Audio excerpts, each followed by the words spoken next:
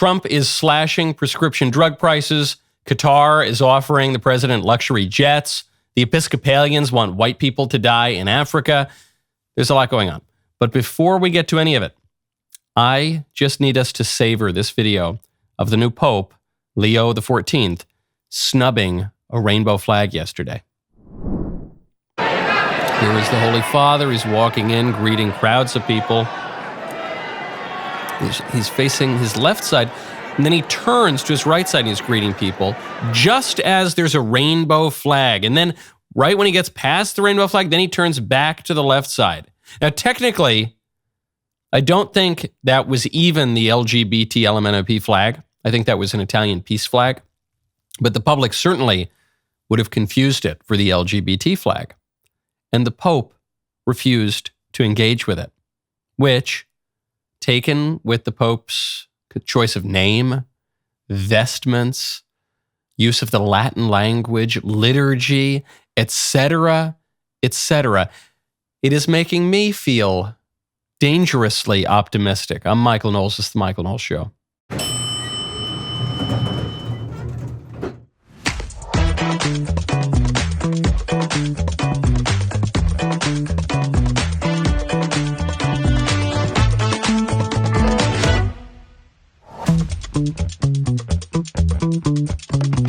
Welcome back to the show. We have the second Democrat presidential campaign ad of the cycle. The first one was the one that AOC aired. It's not officially presidential campaign ads, but that's what that was. And now we got another one coming out of California. We'll get to that in one moment. First, I want to tell you about Everyday Dose. Go to everydaydose.com/Knowles. If you feel like you keep juggling expensive supplements that are just getting more unaffordable to keep up with, then Everyday Dose will be a lifesaver for you. Everyday Dose transforms your morning coffee into a powerhouse of vitamins, minerals, and amino acids, all in one affordable cup. Just 30 seconds to prepare, and you are getting your caffeine fix, plus all the nutrients your body needs. One delicious cup, one simple solution. Everyday Dose is not just coffee, it's coffee plus benefits. They've infused their 100% Arabica beans with lion's mane, chaga, collagen protein, and brain-boosting nootropics for clean, sustained energy without the crash or jitters. You can choose between their Mild Coffee Plus, which is light, smooth, and gentle on sensitive stomachs, or Coffee Plus Bold, which is a rich, full-bodied medium roast with an extra energy kick. Both deliver the same functional benefits and undergo rigorous third-party testing to ensure you're getting the best quality. Your brain and your body will thank you. For me, there's really no substitute for the Coffee Plus Bold. You know, we work hard around here. We got to go for Bold. Get 45% off your first subscription order of 30 servings of Coffee Plus or Bold Plus. You will also receive a starter kit with over $100 in free gifts, including a rechargeable frother and gunmetal serving spoon, by going to everydaydose.com/Knowles or entering Knowles, KNWLES at checkout. You'll also get free gifts throughout the year. That's everydaydose.com/Knowles for 45% off your first order. President Trump made big news yesterday with a major policy initiative. He signed an executive order about it, but he really raised eyebrows when he announced the policy initiative by talking about his super fat friend. I mean, I'll tell you a story. A friend of mine who's a businessman, very, very, very top guy. Most of you would have heard of him. A highly neurotic, brilliant businessman, seriously overweight, and he takes the fat shot drug. And he called me up and he said, President, he used to call me Donald, now he calls me President, so that's nice respect. But he's a rough guy, smart guy, very successful, very rich. I wouldn't even know how we would know this, but because he's got comments. Said, President, could I ask you a question? What? I'm in London, and I just paid for this damn fat drug I take. I said, it's not working. He said, I just paid $88. And in New York, I pay $1,300. What the hell is going on? Okay, so the upshot of this story is drug prices in America are high relative to the rest of the world. That's the upshot. That's the thing that Trump is trying to convey here and is conveying very successfully.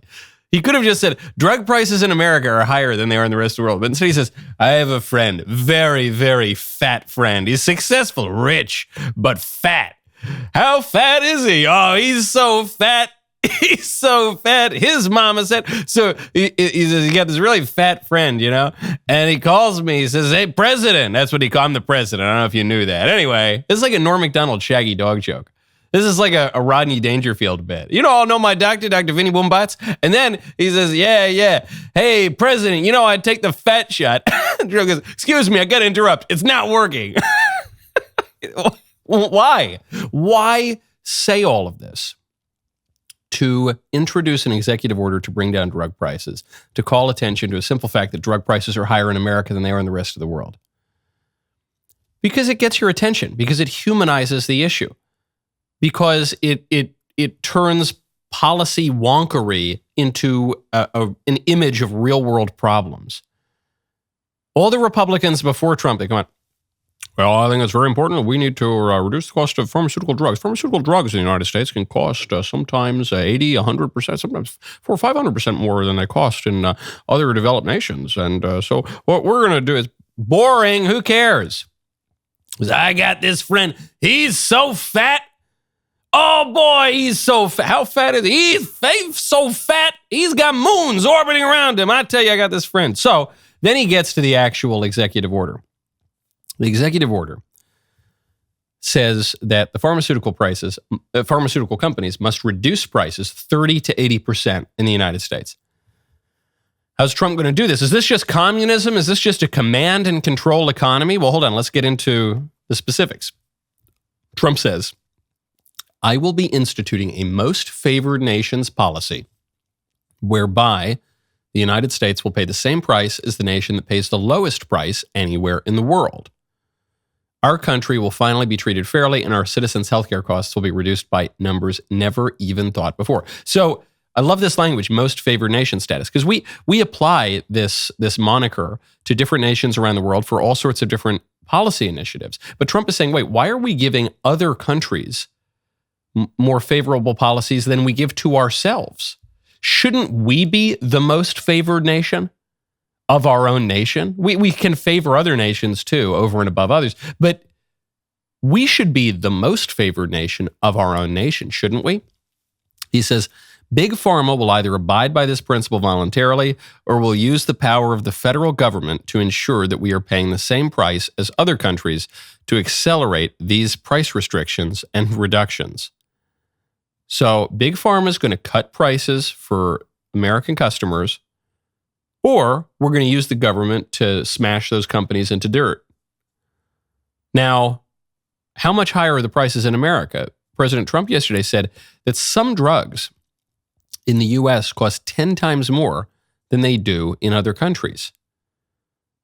And according to ABC News reporting, this executive order follows Trump's long-held view that the U.S. is subsidizing other countries and not getting enough in return. So not just on drugs, but on trade, on all sorts of things, on the military. So what do we make of that claim? That's just true. I mean, I remember studying politics in college, and totally banal, anodyne, middle-of-the-road kind of people, many of whom don't even like Trump, were teaching me that the United States subsidizes the cost of drugs everywhere in the world because we pay for all the research and development, and then the other guys get to freeload on all of the costs that we pay. So is this a just use of government? Is this just communism and command and control? And is this smacking our nose to spite our face? Is this going to hurt us in the long run? Not necessarily. Because the plan does not pressure Big Pharma just to eat the costs. This is not just a Barack Obama left-wing Democrat kind of initiative that tries to pretend that you can pull money out of nowhere. This executive order is going to force other countries to eat the costs. So it's not this pie-in-the-sky utopian, we can just make money appear out of nowhere. It's saying, no, we're going to make money appear out of the other countries. We're going to stop subsidizing the other countries. Their costs are going to go up. Our costs are going to go down. We're generous. We've been very generous to people all around the world, but maybe we've been a little bit too generous. Maybe we've been a little bit prodigal, okay? And we need to pull it in a little bit. In principle, that is totally different from the left-wing, commie, command and control, utopian, we'll just bring all the prices down and there won't have to be any costs to offset that. No, there will be. And the costs will be borne by the other countries. That's Trump's vision. And that's what got him elected. So if you don't like it, take it up with the voters. That's the moment that we're in, which is why I want to tell you about Momentous. I want you to go to livemomentous.com, promo code Knowles. While other brands chase trends and flood the market with endless options, Momentous takes a different approach. They rely on research and expert guidance to focus on what truly matters, mastering the fundamentals with unwavering consistency, then tailoring supplementation to your specific goals.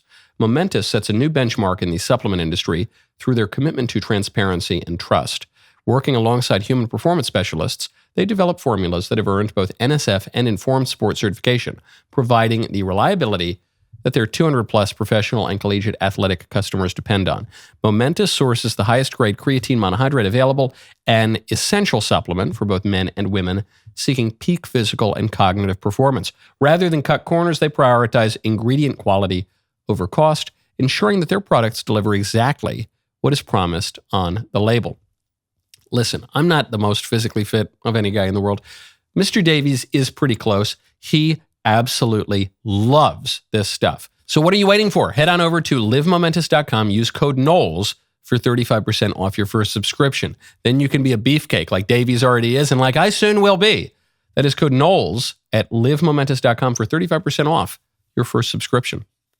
Michael, that stuff is so good. I actually used it this morning. Did you? That's why you're looking peppier than I'll be real. I didn't wake up early. I didn't go to the gym. I barely got a cup of coffee. But if I want to look peppy and beefy like you, all right, I got to get on it. I'm glad you had yours today. I need to have mine tomorrow. We'll work out after this. It's fine. Speaking of President Trump saving money, biggest supposed controversy of the week. Qatar is offering President Trump, is offering the government of the United States, I should say, a luxury jet to be the new Air Force One temporarily because Boeing has taken a really, really long time, way longer than we expected, building the new Air Force Ones. This, we are told, is egregiously corrupt. You're hearing this even by people within the broader MAGA world, even some people who have supported Trump. Now, I think the reason that a lot of people are criticizing this is not so much because it's a plane as because it's coming from Qatar. Because a lot of people don't like Qatar because Qatar sponsors all sorts of bad things around the world. And sometimes Qatar is enemies with nations that other people like and nations that we're allied with. And they don't want us to have alliances with Qatar. And they want to play this country off that country, off this country, off that country. And it's all a big geopolitical game. And it's not really about the plane. However, there is a legitimate question.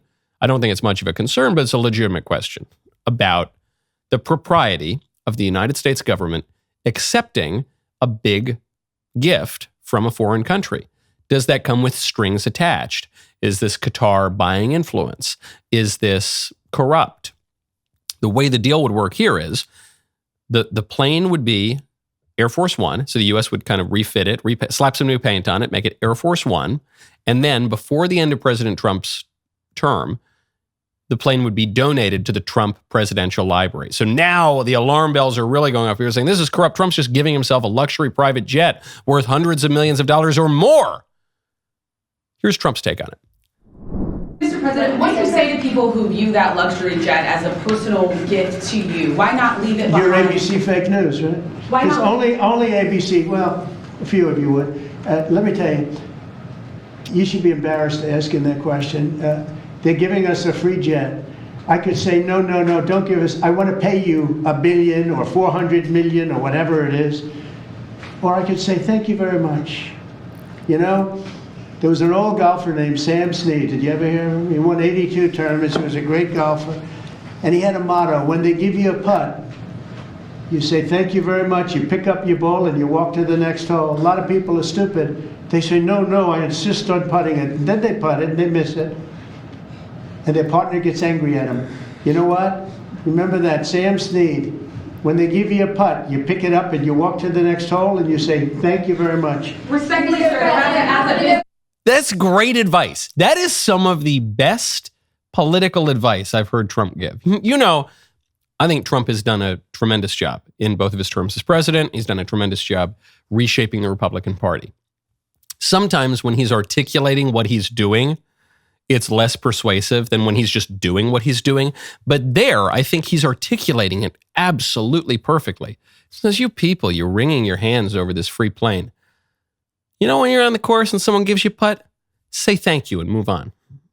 Just move on. What's the fear here? Well, the fear for some people is that Qatar is going to buy influence with Trump. Will it? I don't know if that's true, because look at how Trump works with his enemies and with his friends. I'm talking on the geopolitical stage. I'm talking about people like Xi Jinping. I'm talking about people like Zelensky. I'm talking about people like Netanyahu. I'm talking about Vladimir Putin. I'm talking about Kim Jong-un. I'm talking about all of these people. Trump, he has enemies, he has friends, and then sometimes he's really nice to some of his enemies, tries to get a deal done.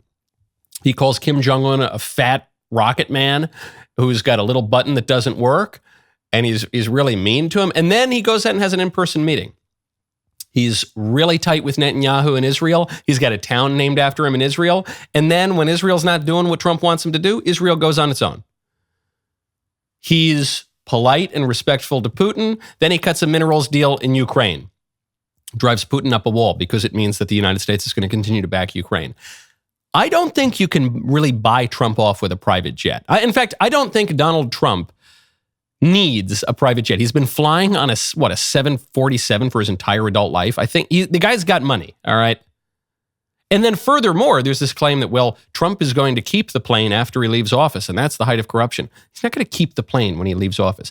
The plane will be donated to the Trump Presidential Library, just like happened at the Ronald Reagan Presidential Library. There's an Air Force One in the Reagan Presidential Library in Simi Valley. If you haven't been, I strongly recommend you go. It's very cool. You can go on tours. It's a big, beautiful presidential library. It's, as Trump pointed out, it's one of the reasons that the library is so successful. What do you think that Trump, just at a very practical level, Qatar gives the United States a plane worth, by the way, upwards of $2 billion. Trump actually undersold it there. It's not that it's really worth $2 billion, but it's worth it to us because we pay almost $2 billion per Air Force One jet made by Boeing, even though it takes way too long to make it. So the United States gets $2 billion essentially for free. They slap the paint all over it. It says Air Force One on it now. That Air Force One is then donated to the Trump Presidential Library. Do you think Donald Trump is going to be privately flying around on a plane that is Air Force One? He can't do that. That's not going to happen. They're going to park it at the library and make it a big attraction and make the library a big success. I just can't get riled up about this. I understand why some people are getting riled up. They're getting riled up because they hate Qatar. And they don't want Qatar to have influence. They want other countries to have influence, but not Qatar. Okay, fair enough. That's fine. We're all playing different geopolitical games. If we prefer this alliance and not that alliance, we want to cozy up to Saudi Arabia. No, we want to cozy up to Iran. No, we actually want to appease this guy or that guy, whatever. I get it. But please do not relieve yourself on my leg and tell me it's raining. Please don't tell me this is about the U.S. government getting a free airplane. It's clearly not about that. Now, speaking of foreign affairs, Trump has just announced a marvelous policy through his Deputy Chief of Staff, Stephen Miller, to accept refugees. Now you'd say, hold on, haven't we accepted enough refugees? No, not the kind of refugees that the Democrats talk about. Not the economic migrants who are abusing our refugee system by claiming political persecution where there is none. No, we're talking about Afrikaners in South Africa. These are the white people who are targeted by their government, the government which chants, kill the boa, kill the fama, shoot to kill, shoot, shoot, shoot. These are people who are actually fleeing murder, and small number of people. Trump is going to admit them, and Stephen Miller articulates why. What's happening in South Africa fits the textbook definition of why the refugee program was created. This is persecution based on a protected characteristic, in this case, race. So this is race-based persecution. The refugee program is not intended as a solution for global poverty. And historically, it has been used that way. Wherever there's global poverty or wherever there's dysfunctional governments, then the U.S. refugee program comes in, swoops people up, relocates them to America, and you have multi-generational problems. You even into the second and third generation, you have endemic poverty, you have crime issues, you have integration issues. The U.S. refugee program in America has been a catastrophic failure. I mean, if you look, for example, at the Twin Cities area, I mean, just in terms of markers of educational outcomes, in terms of public safety, in terms of welfare use, I mean, it's been a complete public policy failure. And so this is an example of the president returning the refugee program to what it was intended to be used as. So simple enough, right? They're saying, no, it's not that the United States is opposed to taking in refugees. We take in a lot of them. It's just that the program has been abused to classify economic migrants as refugees, and they're not that. The point of the refugee program is to help people who are seriously being persecuted in a systematic way by their government to get them out of those countries and give them a chance in small numbers. Okay, this totally checks the boxes. But there's this big problem. The Afrikaners are white. That's the big problem. And the libs don't want to come right out and say it, but the libs only want to take in brown immigrants. They don't want to take in white immigrants. And they even only want to take in brown refugees. They don't want to take in white refugees. The white refugees can be murdered. They can be slaughtered. That's totally fine. White people bad, brown people good. 2 legs bad, 4 legs good. That's what they are saying. Some are saying it more explicitly than others, including the Episcopal Church, the preeminent mainline Protestant church in America. WASP, Old Blue Blood Central, the Episcopal Church, would rather stop helping refugees entirely than have to help white refugees from South Africa. According to Sean W. Rowe, the presiding bishop of the Episcopal Church, quote, just over 2 weeks ago, the federal government informed Episcopal Migration Ministries that under the terms of our federal grant, we are expected to resettle white Afrikaners from South Africa, whom the U.S. government has classified as refugees. In light of our church's steadfast commitment to racial justice and reconciliation and our historic ties with the Anglican Church of South Africa, we are not able to take this step. Accordingly, we have determined that by the end of the federal fiscal year, we will conclude our refugee resettlement grant agreements with the U.S. government. How many people are we talking about here? 49 people. Not 49 million. Not 49,000. 49 Afrikaners whose lives are threatened, who face rape and murder in South Africa, landed at Dulles Airport, and the Episcopal Church would rather stop helping all refugees than be forced to help even 49 white people threatened with murder. What's the total number in South Africa? 70,000 people. 70,000 people applying for refugee resettlement. How many do we take in per year? We take in millions and millions of foreign nationals per year. Most of them illegal. That has stopped now under Trump. But under Biden, millions of per year, unvetted, run by the drug cartels, murderers, rapists, drug dealers, peddlers. But 49 people, at most 70,000 white people from South Africa facing murder. Sorry, that's too much. The left just hates white people. What other conclusion am I supposed to come to? I think it's as simple as that. They just hate white people. They hate white people. All this talk about the rights of the migrants and the refugees and the international treaties that allow people to seek asylum, it's all fake. It's all bunk. They don't believe a word of it. They just hate white people. I shouldn't laugh. It's really sad. But at least we know the terms of the game here. And I'm not even just talking about the political operative libs who think that they're going to get more in the long run electorally out of a Guatemalan immigrant than out of a South African immigrant. I'm not even just talking about the cold hard political operators. I'm talking about the left-wing NGOs and the organizations that purport to be churches that run migration services. The Episcopalian Church just hates white people. Funny, because the Episcopalian Church is whiter than the freshly driven snow, so it's a bunch of self-hating white people. But that's it. That's all it comes down to. I think the next hymn, the next recessional you're going to hear at your Episcopalian service, go, "Oh, please rise for the recessional. Kill the boy, shoot to kill, shoot, shoot, shoot." Really disturbing stuff. If not so horrifying, it would be hilarious. Now we got to talk about how you talk to your friends and relatives. We got to talk about Pure Talk.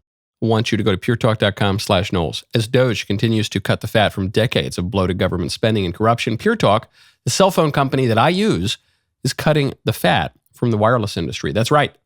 Pure Talk says, "I don't think so," to $100 a month cell phone plans. It's just wasteful. It's irresponsible. Instead, they're offering America's most dependable 5G network at America's most sensible prices. Listen to this. Unlimited talk, text, and 15 gigs of data plus mobile hotspot for just $35 a month. Best part, right now, you will get a free 1-year membership to DailyWire Plus. This includes access to the entire library of DailyWire Plus movies and documentaries. Enjoy uncensored ad-free daily shows, access to DailyWire Kids programming, and as always, your free Leftist Tears tumbler. With Pure Talk's U.S. customer service team, you can switch hassle-free in as little as 10 minutes. You don't need Doge to cut the fat from your wireless bill. You need Pure Talk. It can be huge. Could you stand to do with a little extra money in your budget every month? I think you probably could. I think we all could. Go to puretalk.com/Knowles. Switch to Pure Talk at puretalk.com/Knowles.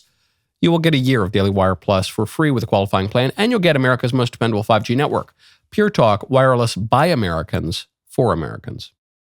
Speaking of immigration, the Nashville mayor of my own town, Freddie O'Connell, is whining about federal immigration enforcement operations going on here in the city.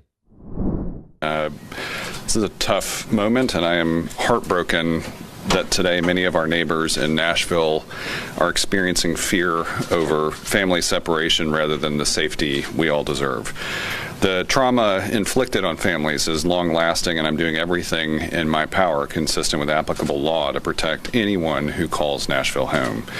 What's clear today is that people who do not share our values of safety and community have the authority to cause deep community harms. Immigration enforcement is a federal responsibility. MMPD officers are not ICE. What's clear is that federal and state authorities are intent on enforcing immigration law. Their approach is not our understanding of what a Nashville for all of us looks like, and we're grateful to our community partners who make all of our residents feel welcome. We'll be launching a new fund called the Belonging Fund. All right, whatever. Forget about him. Forget about him. No, what's clear is that some people don't really care. They don't share our view of keeping Nashville safe. So they're going to arrest all these criminals. Now, we think the way you keep Nashville safe is by having the criminals running amok. But Trump and the federal government, they think the way that you keep the city safe is by arresting the criminals. So I guess it's just a difference of opinion. Yeah, I guess it is. But he's right that Nashville has absolutely no authority to stop this. And in some ways, I think he's speaking in this, downer kind of way because he wants to save face with his liberal voting base while recognizing that broader electoral trends show most people want the mass deportations. That's what they voted for. This is, we have no authority here. This government is just intent on enforcing immigration law. You remember when we were told that democracy is sacred and no one is above the law, and this is a nation of laws, not a nation of men? Remember when the libs were prattling on about that? And now they're whining. They're complaining on the brink of tears because the government has the temerity to enforce the law. Now, this is sad. It actually is sad. Because there are going to be some people who are rounded up by ICE who are very sympathetic people. I keep joking that the people ICE is going after right now are face-tattooed Satan-worshiping gangsters. That is true. But there could come a time when the ICE raids go after just illegal aliens, people who came here illegally, so they did commit a pretty serious crime, but they don't rob liquor stores and they don't murder and they don't pillage. They're just kind of minding their own business, but they're here illegally. And some of them are going to be sympathetic figures. And it's actually okay to feel sad for some of them when they get deported or when they have the misfortune of living next to MS-13 or something, so they get lumped in with them too and they're deported. That is sad.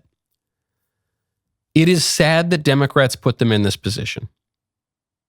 It is sad that Democrats at the local level, mayors of cities, all the way up to Joe Biden as president, Kamala Harris as vice president, it's sad that they encouraged these people to come into America illegally, put them in a precarious position because the Democrats believed, with justification, that doing so would give them a permanent electoral majority. It's sad that now those people are facing the consequences of the thing the Democrats encouraged them to do. That's sad. I feel sorry for them. I do. What do you want me to do? What do you want me to do about it? I didn't do that. I didn't encourage you to come here. I didn't encourage you to break the law. I didn't insinuate that the law would not be enforced against you. I didn't try to override the Constitution with things like executive amnesty. I didn't do any of that. The Democrats did that. You're upset about the deportations? Blame them. They're the ones who did it. They're the ones who created the problem. We're the ones fixing the problem. Now, speaking of Democrat presidents, we have the second Democrat presidential campaign ad of the cycle. The first one was from AOC. The second one airing on NBC News, some local affiliate in California. Look at this familiar face. It's school backpacks. In a few months, it'll be Christmas toys. These tariffs punish families and risk ending America's run as the world's greatest economy. Take it from California. We're the ones leading it. We're the ones leading it. CaliforniaFacts.com. Now, this is not technically a presidential campaign ad. This is the governor of California who raised a bunch of money, got a bunch of money out of the state to effectively kickstart a presidential campaign, though in principle it was just to defend California against the predations of the federal government under Trump. But it's really just a way to kickstart his campaign. He is airing this ad for two reasons: to carve out turf and to reserve donor money in the eventual presidential race. That's really what it's about. He doesn't need to raise awareness about California. He's not fighting any particular lawsuit with the Trump administration right now. This is about carving out some turf and keeping donor money on the side until he announces a PAC or a campaign so that he can accept that money. But the race has already started. That's what AOC was doing too. And actually, we played Jasmine Crockett, the new AOC. We played her on the show yesterday, saying that the Democrat donors were already really, really excited about a certain white boy, not a woman, not a person of color, and they're obviously talking about Gavin Newsom. Now, Newsom having this space right now does not necessarily bode well for him. I remember I was having dinner with a very successful Democrat back in 2016, and he said, "Michael, all the smart money is on Jeb Bush." Is it Jeb? I don't think so. Oh, yeah, Michael, all the really rich donors, they got their money on Jeb. Obviously, it did not work out very well. But right now, Gavin Newsom is carving out that space. Sometimes it works, as in the case of Mitt Romney, who was the front runner basically for the entire 2012 race. Sometimes it doesn't work, like Jeb Bush. But it's on. Right now, the race is between Gavin Newsom and AOC. Many others will join in. Now, speaking of incoherence, there is a story just popped up in Sky News. It says, could AI translate animal sounds into words? Tech experts hope so. The proposed system hopes to use AI to recognize a pet's emotional state and then translate it into language. Will you be able to talk to your cat? We'll get to that in 1 second. First, though, I want to tell you about Sicilian Summer. It's back, baby. This delightful fan favorite has returned to the Candle Club by popular demand. You had the smells and bells. You then had that spring, beautiful wildwood days. Well, get ready for summer. Make your atmosphere delectably citrusy once more. Transport yourself to those warm rays, the beautiful shores of Sicily. Supply is very, very limited. You do not want to miss your chance to get your hand on one of these because they will sell out. Go to thecandleclub.com to get yours today. That is thecandleclub.com. Becoming a member of DailyWire Plus is not just a subscription, it's a statement. It means you are joining millions of Americans who share your beliefs, respect our nation's history, and are committed to building a stronger future. Members get ad-free access to our daily shows from the most trusted names in conservative media and the most handsome In-depth investigative journalism and entertainment that reflects what you believe. Movies, documentaries, and series reshaping the culture in real time. Join now at dailywire.com/subscribe. I did not choose a comment today. It was the producers. So if it's a bad one, blame them. But if it's a good one, thank me for having trained them. This is from Blood Splatter Artist, who says, Pope's unearthed comments alarm LGBT Catholics is like saying his comments alarm adulterous Catholics. That's true. Yeah, it's exactly like that. His comments alarm alternately sinful or heretical Catholics. Yeah, well, who knew? Who knew, man? Okay, can you talk to your cat? Are you about to be able to talk to your cat? A Chinese tech company has revealed it is exploring whether it's possible to use AI to translate animal sounds into human language. It's not. Spoiler alert, it's not. You see these articles pop up a fair bit, and especially with this new rise of AI, this new technological revolution. It's really, you got to give credit where credit's due. Klaus Schwab in the World Economic Forum, much maligned and mostly rightly so, did call the moment that we're living in a fourth industrial revolution. The first industrial revolution was, the mechanization of industry. Then you added to that the assembly line, electricity. Then you added to that another industrial revolution, the third industrial revolution of data. And now we're in the fourth industrial revolution, which is AI, quantum computing, and the melding of biology and technology. We're all going to get chips in our head, that kind of stuff. So it does appear that we're in that moment. In fact, tying this all the way back to the first story of the day, the new Pope, Pope Leo XIV, says that he chose the name Leo in part because we appear to be living through another industrial revolution. And just as Leo XIII, his predecessor, addressed the problems faced by mankind by the first industrial revolution, so too he's going to help us understand these. Well, just as with all of the big technological revolutions, certain people are developing utopian visions because they don't understand how human nature really works. No amount of AI will allow you to talk to your cat because your cat is not capable of language. And notice here the little sleight of hand in the description. The proposed system hopes to use AI to recognize a pet's emotional state and then translate it into language. But language does not merely communicate emotional states. If language, not language, but sounds can communicate emotional states. For instance, if I'm really happy, I might sound like this. Ha ha ha ha ha. If I'm really upset, I might sound like this. That's not language. That's grunting, that's screaming, that's crying, that's shouting. It's not language. Animals can already do that. Language is this.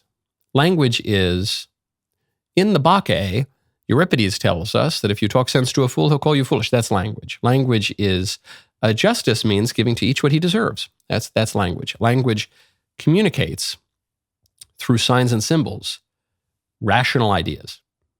Animals cannot do that. You can outfit them with every computer on Earth, the most super duper Grok 4.0 AI. They will not be able to do that. That's not what they do. So the best that this kind of thing could propose, or could really achieve rather, is to say that it will translate a pet's emotional state so that when the pet goes, "Arr!" the AI will pop out and say, I'm angry or I'm sad. But that's not just that's a translation in the sense that you're actually totally transforming what's really going on in the minds of your pet. But this is also part of the real impulse of the fourth industrial revolution, the AI age, which is to make ourselves into gods. Most clearly articulated by Yuval Harari, the left-wing writer, maybe most famous for talking about this, who wrote a book called Homo Deus, God-Man.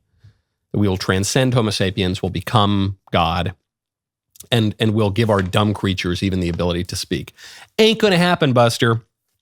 Not how it works. Now, speaking of conversations, the U.S. and China appear to be on the brink of a trade deal. So last week, Scott Bessent floated that just coincidentally, the U.S. and China were going to sit down, try to work out this trade issue that has caused global markets to be convulsing for weeks. The world has been coming to the U.S., and China has been the missing piece. I was going to be in Switzerland to negotiate with the Swiss. Turns out the Chinese team is traveling through Europe, and they will be in Switzerland also. So we will meet on Saturday and Sunday. And, look, we have shared interest that this isn't sustainable, as I said before, especially on the Chinese side. And, 145%, 125% is the equivalent of an embargo. We don't want to decouple. What we want is fair trade. So it's clear. Bessent couldn't be clear. He says, no, we don't want to decouple. We don't want an endless trade war. We don't want the markets going up and down forever. We just want a better trade deal. Now, news reports are out that the talks went pretty well, and the U.S. and China are going to be announcing a trade deal very shortly. I don't know the details of it. I know that you're going to have partisans fighting over who won the trade war. Yeah, Trump really forced Xi Jinping to the table, and now we got a better deal for the American people. That's going to be one side. The other side is going to say, Trump backed away from most of what he was asking for, and actually, it was all useless because the evaporation of wealth in a short period of time, we didn't really get that many concessions at. The whole thing would have been better if we hadn't done anything in the first place. All right. Fine. Duke it out. I don't care. That's the usual kind of partisan bickering. Politically speaking, what matters about this is if a trade deal is done and satisfactory and the markets like it and everything goes back to a new normal, that means that the market volatility very likely will be a dead issue. The fact that markets have been roiled since Trump's Liberation Day and the beginning of all these tariffs has caused a market correction, that's true, but everyone expected a market correction before Trump got elected. Everyone thought the market was overvalued to begin with. Everyone was expecting some kind of downturn, if not an outright recession, which certainly would hurt Trump and the Republicans in the midterm elections and maybe in the 2028 presidential election. So the political analysis on all this is, it is entirely possible, assuming this trade deal gets worked out and the markets like it, that the market volatility will be a dead issue in 6 months. If that is the case, what are the Democrats going to run on? What is the big issue for the midterm elections? Immigration? No, everyone loves Trump's immigration policy. The economy? If the market volatility is a dead issue, they're not going to run on that one. Healthcare? That was always a big one for Democrats. Maybe that. Except Trump is bringing down drug prices 30 to 80% by forcing big pharma to force other countries to stop getting a free ride. Will it be foreign affairs? The American people seem to prefer Trump's approach to the big conflicts, Ukraine and Russia, Israel, Gaza, than they do to the Democrats. So what are they going to run on? You know what they're going to run on? They're going to run on Trump accepted an airplane on behalf of the U.S. government from Qatar or whatever. What are they going to run on? They have nothing. They have absolutely nothing. That could be a very good sign. Now, I know there's going to be all sorts of, but what about the economics of it? What about the substance of the trade? Yeah, I'm just looking at it politically. Looking at this politically, the White House has played its hand almost perfectly. A good position to be in. That's not bad at all. So we can all whine, but if you think about it, no, but why this isn't, Mitt Romney wouldn't approve of that. Yeah, whatever. See ya.